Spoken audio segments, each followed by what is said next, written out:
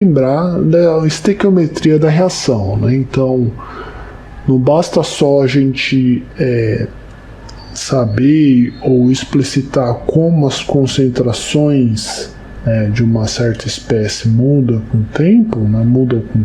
A gente, para associar essas variações de concentração de uma espécie com outra nessa reação, a gente tem que lembrar que a estequiometria participa, né? A gente pode ter, enquanto que 0,1 mol por litro é consumido de um reagente, 0,3 mol por litro de um outro reagente pode ser consumido nesse mesmo instante de tempo, né? Nesse mesmo intervalo de tempo. Isso porque a estequiometria da reação é que dita, né, a proporção entre as concentrações de reagentes e produtos mudando, tá? Então, como um exemplo, né, que eu coloco aqui, é uma reação genérica, né? Então, no curso eu vou tratar bastante de modelos genéricos que evitam que a gente fique preso a exemplos muito específicos, tá? Então, via de regra, vou utilizar exemplos genéricos para explicar conceitos, né, e introduzir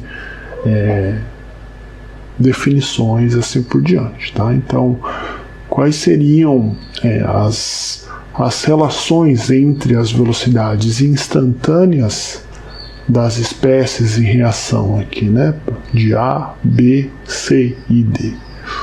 O que a gente espera, né? Que para o mesmo intervalo de tempo de reação, a quantidade de A consumido é diferente de B, porque a estequiometria aqui é diferente, né?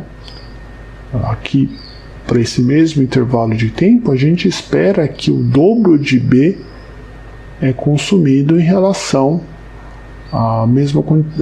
nesse mesmo intervalo de tempo do reagente A.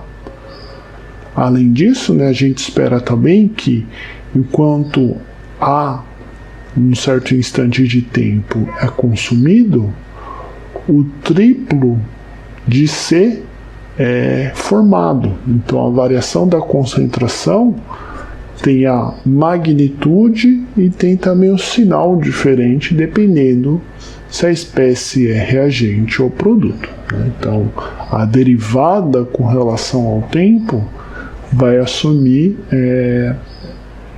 vai ser representada por estas variações, né? Por esses índices estequiométricos aqui. Como que a gente estabelece relações entre essas velocidades instantâneas?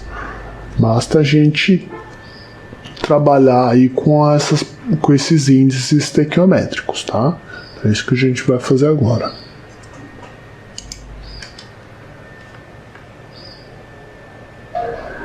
Então, a relação genérica que a gente vai deduzir aqui entre as velocidades instantâneas das diversas espécies depende da estequiometria, né? E também o fato daquela espécie ser reagente ou produto. Então, vou escrever aqui primeiramente de forma genérica, né? A gente pode ter aqui um certo número de mols de A, representada por NiA, né? Reagindo com um certo número de mol da espécie B, NiB, resultando em um certo número de mols de C e um certo número de mols de D, tá?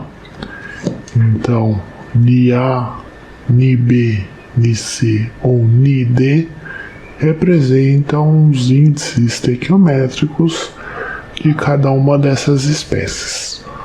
Então, a relação entre a velocidade instantânea de A, de B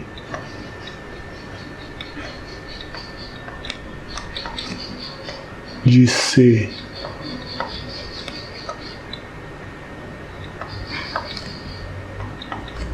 ou de D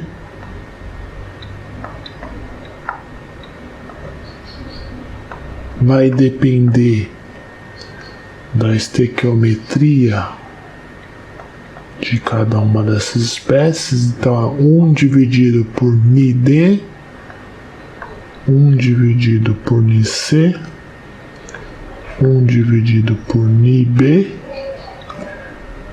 e 1 dividido por NiA.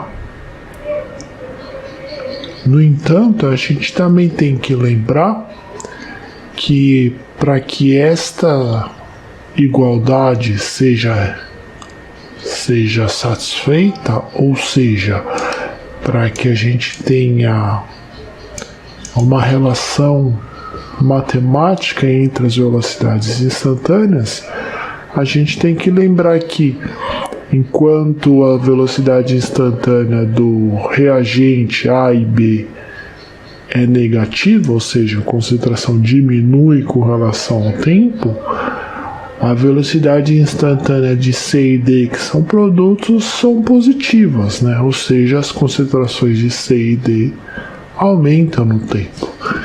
Então a gente coloca na frente aqui dessas expressões aqui, 1 dividido por NiA, dA, dB, dt e assim por diante, um sinal. E o sinal vai ser negativo se essa espécie A for um reagente, né? No caso é um reagente, e é positivo se for produto, né? Então a gente tem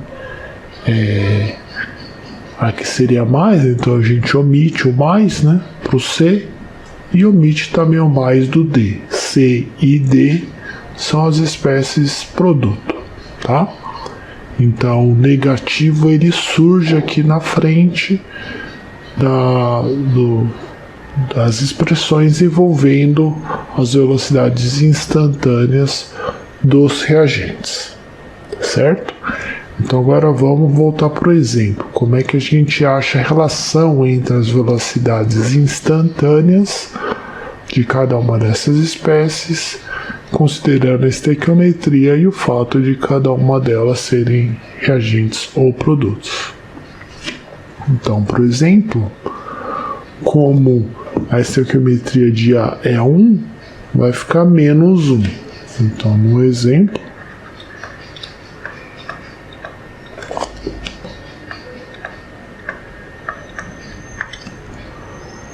menos dA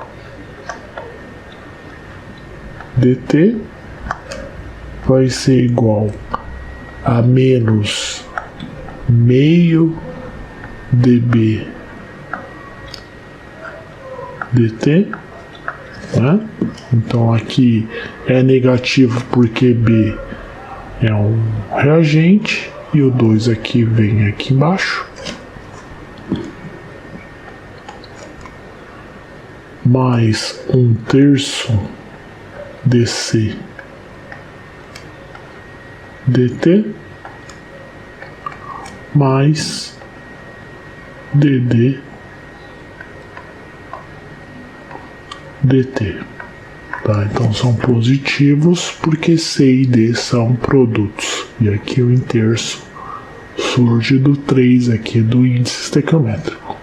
É isso. Voltando então para o slide, a gente tem aqui a resposta para a relação que a gente acabou de deduzir, né?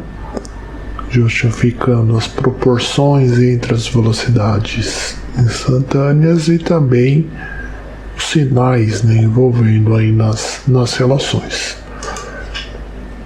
O exemplo seguinte é um pouco mais concreto, né, do ponto de vista químico.